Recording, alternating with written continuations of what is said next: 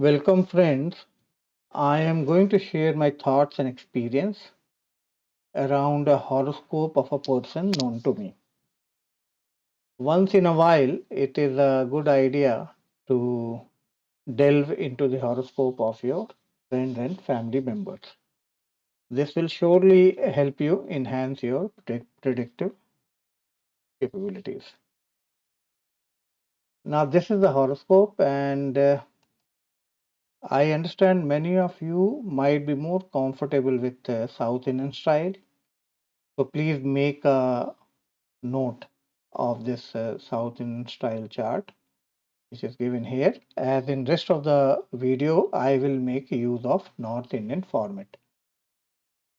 These are the birth particulars that you might want to run in whatever software you are using.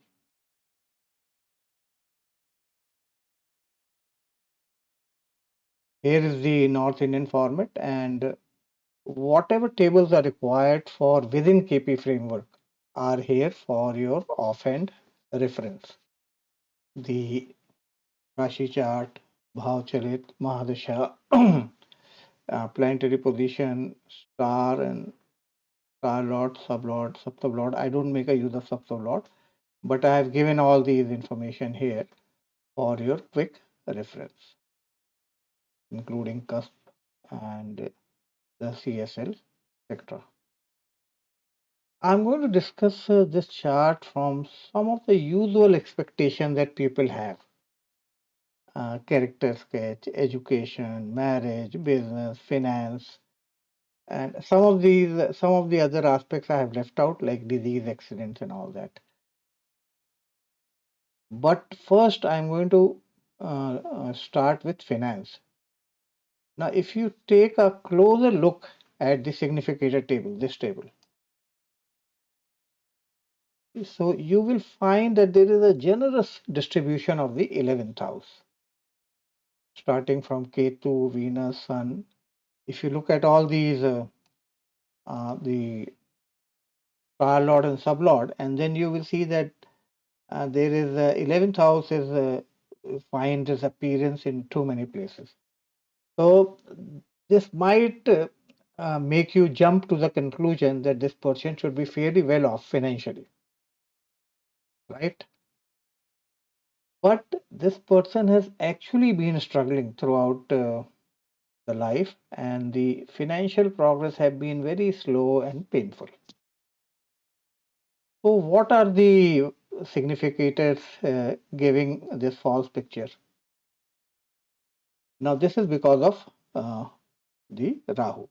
Now, normally, what happens is when you look at some of the tables of significator like this one, prepared by some software, so where the nodes Rahu and Ketu are represented by the sign they are occupying and the planet aspecting them and the planet that they are conjoined with. So in this particular chart, the Rahu, if you look at the position of Rahu in the Rashi chart, you will see that Rahu is in Leo. So Rahu equals to Sun. And then Rahu is also aspected by Jupiter. So Rahu represents over here the Jupiter and the Sun, right? Is representing Sun and Jupiter both. So, and the moment you take into account Rahu representing Sun and Jupiter, then Rahu becomes a significator of these houses, or Rahu starts representing these houses 2, 7, 9, 11. And this is what causes this misleading interpretation that this person is financially very well off, because wherever the Rahu is, you will see that the second house and the 11th house start showing up. So this is one particular thing where I want to draw your attention. Don't rely blindly on these kind of blatant statement that the Rahu and Ketu enigma has been solved for good. No, it has not been solved for good. And if you look in the KP books, then sometimes Rahu is only restricted to representing the Rashi, the planet's Rashi that it is occupying, uh, and the aspect and conjunction have been left out. And at some places you will find that Krishnamurti has taken the conjunction and aspect as well. So my idea over here is that I'm showing you this horoscope where if you take Rahu equals to Sun and Jupiter, because Rahu is in Leo representing Sun and Jupiter is aspecting Rahu in the Rashi chart. Okay, that is how we have to look in the Rashi chart. And this is how then Rahu starts representing all these houses, especially the 2 and 11. And immediately you get a picture that this person is financially well off. This is not.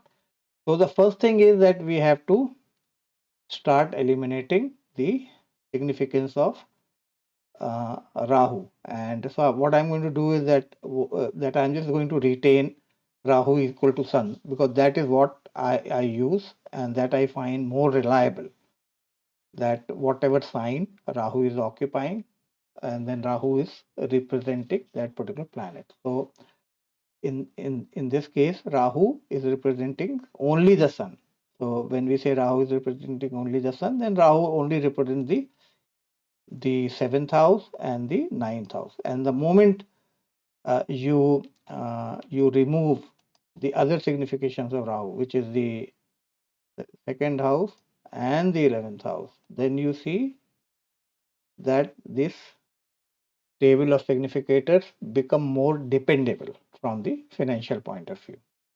So what I have done is that I have in this chart, I've already removed all the reference to second house and the 11th house for the Rahu as a signification that was reflected because of the Jupiter. Ketu is fine because Ketu in this horoscope, represents Saturn, and so Ketu signification as 1, 11, 12 is fine. And now if you look at the earlier in the previous table, the Mercury was indicating these houses, right? 2, 7, 11, and Ketu was also indicating the 2, 7, 11, especially 2, 11, and Mercury in the sublord was also indicating the 11th house.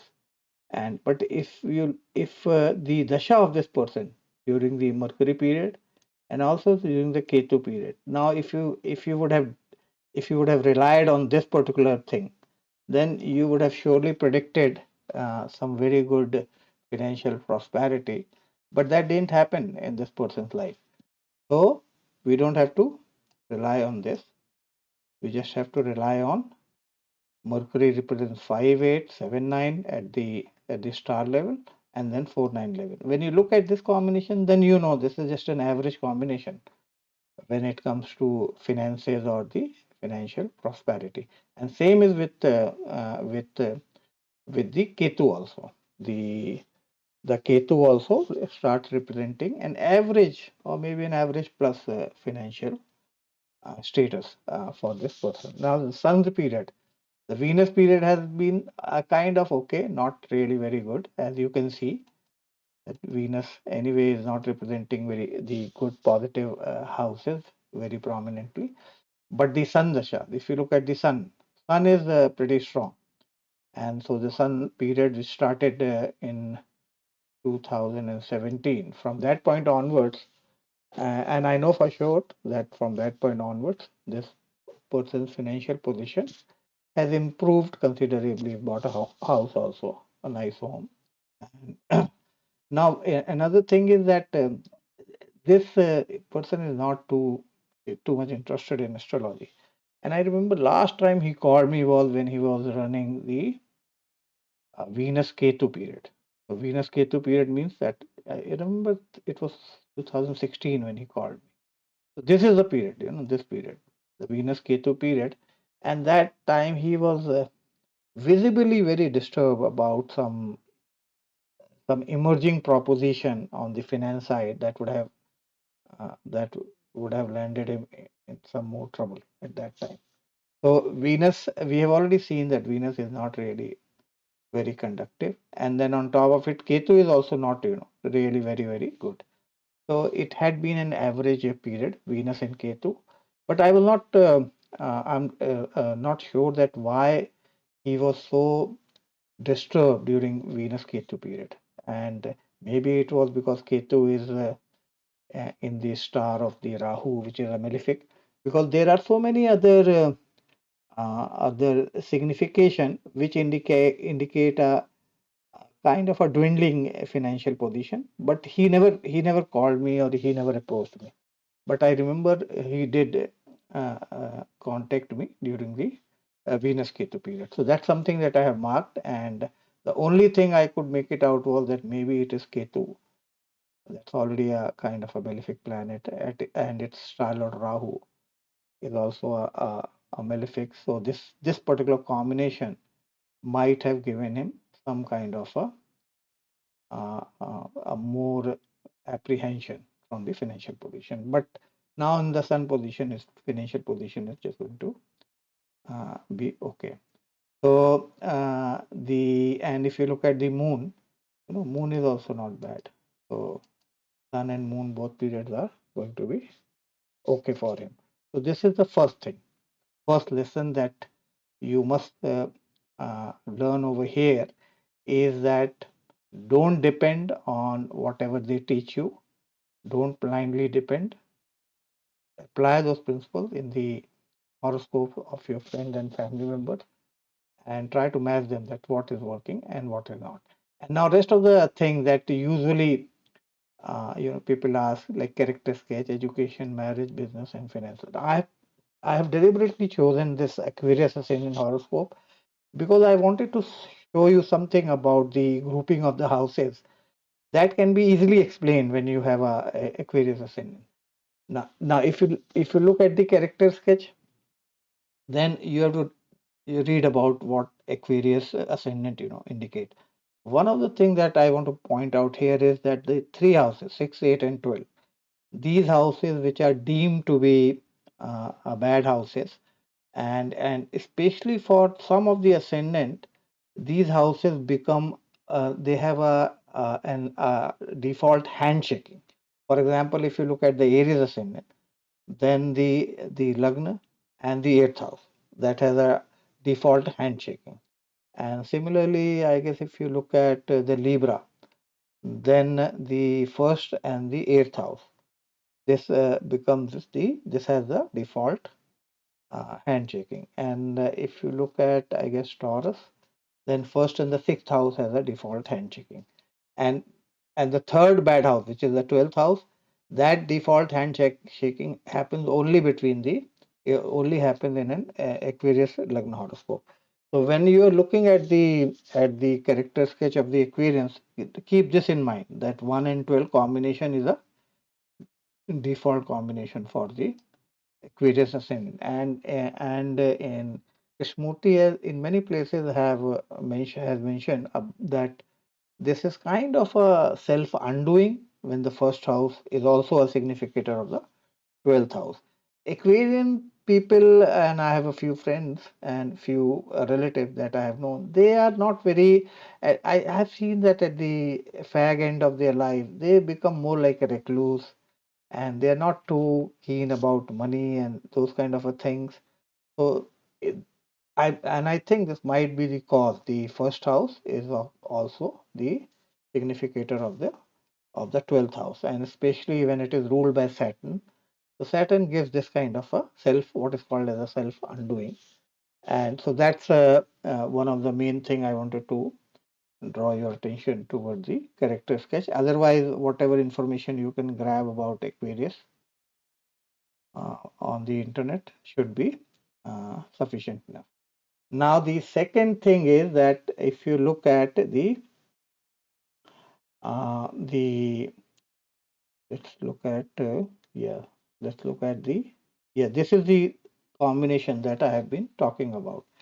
if you look, if you remember some of the important combinations that Shri KSK has mentioned, then the third house and the 10th house, which Murthy has mentioned, is responsible for a person going into publishing, writing, and becoming a journalist, and so those kind of creative talents are given by the third and the 10th house. And if the Mars and Mercury are somehow connected with that. Now, in the Aquarius, if you look at the Aquarius ascendant, then you find that the third and the 10th house, by default, they have a default handshaking. The third house Lord is also the 10th house, and I think this only happens in the Aquarius sign. And that's why you will find a lot of these Aquarius people, they tend to have a creative bend of mind, especially for writing or doing those kind of a creative stuff. And if you find any kids or in your family, or maybe in your friend's family, then you might want to encourage them, because this is kind of a fated for the Aquarius ascendant, that they have a more chance of getting into the creative writing compared to the other ascendant. And since the Mars also becomes the lord of the third house, that gives the courage and the confidence, and Mars also becomes the lord of the 10th house. And in this chart, if you see that Mars is in the sub of Mercury. So this person is, you can easily say that you will be interested in creative writing and those kind of stuff. And indeed he is, and I've seen him for long. I know for very long period of time that he is constantly busy, writing something, articles and those kind of thing, and he writes fairly nice. So this is one thing that happens in the Aquarius ascendant. The third and the 10th house handshaking becomes a default handshake. Second is the fourth and ninth. Now you know that in four and nine, the Krishnamurti's focus is on the education. So in the Aquarius ascendant, the fourth and the ninth both are the same planet, that is Venus. So that's another typical aspect about the Aquarius ascendant, where they are very keen about high education. They are kind of an student throughout their life, and they are suited for research, and they love to spend their time accumulating more and more knowledge. Even if they don't have a formal college education, you will find them that they're very keen about studying and education and things like that. And this happens because the in the Aquarius ascendant, the fourth and the ninth house, that typically indicate the education as a part of Krishnamurti's grouping of the houses. Here, one single planet, the Venus, becomes the significator of the fourth and the ninth.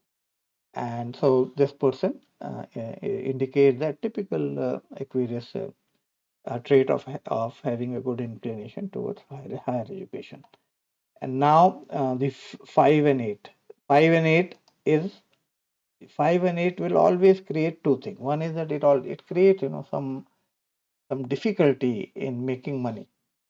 5 and 8 combination. If you don't know this, but this is one of the not so good combination from the point of making money for the in the Krishnamurti's house grouping. So for the Aquarius ascendant, if you look at, you see that Mercury, becomes the uh, fifth and the eighth lord. So by default, the Aquarius people have some issue uh, in making money, and Mercury indicates trade and business and those kind of things. So they are not very business like, and they do have a problem. And another thing is that the fifth house, which usually indicates speculation and stock market, gambling, those kind of stuff. Here, the fifth lord is also the eighth lord. So at some point in life where they make this kind of a mistake, which is they invest and then they lose money. So that's one thing, and this has happened with this person also, and where he did make a bad investment, by trusting someone, and so that money went into hot water. So that's another thing. Now, third is the second and the 11th. Second and the 11th, it indicate the finance. For the Aquarius ascendant, you will see that Jupiter becomes the significator for the 11th and the second house. And I guess this thing happens in the Leo Lagna also, where Mercury becomes the significator for the 11th and the second house. So one single planet becomes the significator of two important houses that have something to do with finance. And I will discuss more about the what Jupiter does for the Aquarius people. But other thing, when we are looking at this chart, now another thing you might have seen is that whenever Ketu and Rahu they are in the ascendant, then many astrologers they tend to raise a lot of hue and cry that oh Ketu and Rahu is here and this is going to impact the matrimony or even the matrimonial life in a negative way, and all those kind of pure nonsenses uh, is read out at the part of the Ketu and Rahu in the first and the seventh house. But with this chart, I know this is a perfectly balanced married life, and where the both of the couple they tend to inspire and motivate each other. And I will tell you one more thing that in the Aquarius ascendant, the usually the partners they get are very accommodating, they are compassionate, and they have a very good outlook on life. And the reason for this is because if you look at the 2, 7, and 11, these are the 2, 7, and 11 are the typical the handshaking houses for the marriage. And for the Aquarius ascendant, 2 means what? 2 means Jupiter, 7 means Sun, and the 11th means Jupiter. So Jupiter and Sun, this is the this is what drives the matrimony of an Aquarius ascendant. And Jupiter and Sun both are good planet, and they give a uh, very generous and positive outlook. So don't get just carried away by looking at Ketu in the ascendant and Rahu in the seventh house, and then creating some kind of a panic or fear mongering in the mind of your client. So in this horoscope, this couple they lead a very balanced married life. And even if you look, if you look at the sun, now sun is in the star of Saturn. Traditionally, sun in the star of Saturn, and you will hear all kind of stories about the sun and Saturn being inimical to each other, and so it creates a fear, mentality. But here, from in the KP framework, if you see the sun is in the ninth house, and it is in the star of Saturn that happens to be in the 11th house. So 7 and 11 indicates a very nice and permanent, kind of a friendship. So this is how you have to look at the matrimonial life and not just getting carried away by Ketu and Rahu in the first and the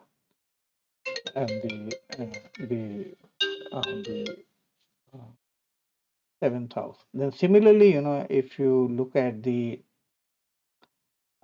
children of the Aquarius, Aquarius and so 2, 5, 11. That is the typical combination for looking at children in the Krishnamurti Paddhati. For the Aquarius ascendant, second means the Jupiter, fifth is Mercury, and 11th is Jupiter. So Jupiter Mercury. This is the combination that actually rules the 2, 5, and 11. So by default, the Aquarius ascendant people they devote a lot of time in making sure that their children have a proper education, they are very well read, and this Jupiter Mercury combination, this combination always produces very good writers, very good thinkers. So this is what you will find in the Aquarius ascendant, and in this family I know that uh, their first kid, and she has already done a PhD, and she has a very good flair for writing. So we discuss all this stuff, and now if you let's look at the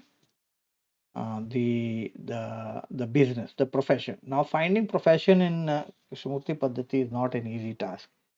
And I think I did some video where I pointed out that there are hundreds and thousands of businesses, and it's not easy. Whatever rule Murti has given, that doesn't work out. It might work in the horary, but in the natal chart, I have not seen that working. That working. And in this chart also, this person chart, I tried all kind of thing, meridian, degree of the 10th house, and 267, all planets related to 267, 10, and all that. Nothing seems to indicate uh, the the business of this person. And but since the second house and the 11th house are ruled by Jupiter, and these are the money giving horoscope, both the second house and the 11th house. And so this happens in the for the Aquarius ascendant, and like I mentioned, this also happens for the Leo ascendant, where Mercury becomes the ruler for the second and the 11th house. So what I did was that I said that since these two houses for money are ruled by one single planet, so I made a note of it. That's Jupiter, and Jupiter was in the star of Ketu. It's somewhere, it's I guess 11 degree or something. So 11 degree Jupiter, 11 degree Sagittarius means it is in the Moolam star that's ruled by Ketu. This information you can find in the Krishnamurti's third reader. And so when I started looking at it, then I saw that some of the things that are mentioned as a part of the profession matches what this person is doing. And for example, this social worker, I would say counselor and teacher. Now, this person runs a charitable organization, what is typically, I guess, called as an NGO in India, and this is a very successful and very well known organization uh, in India, and he has traveled worldwide.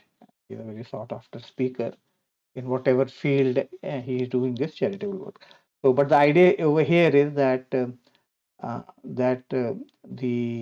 Jupiter being in the star of Ketu, and since Jupiter is Lord of both 11th and 2nd, so this is the only thing that brought me a little closer to what this person actually does. And then on top of it, the Jupiter is in the star of Ketu, and Ketu is in the first house.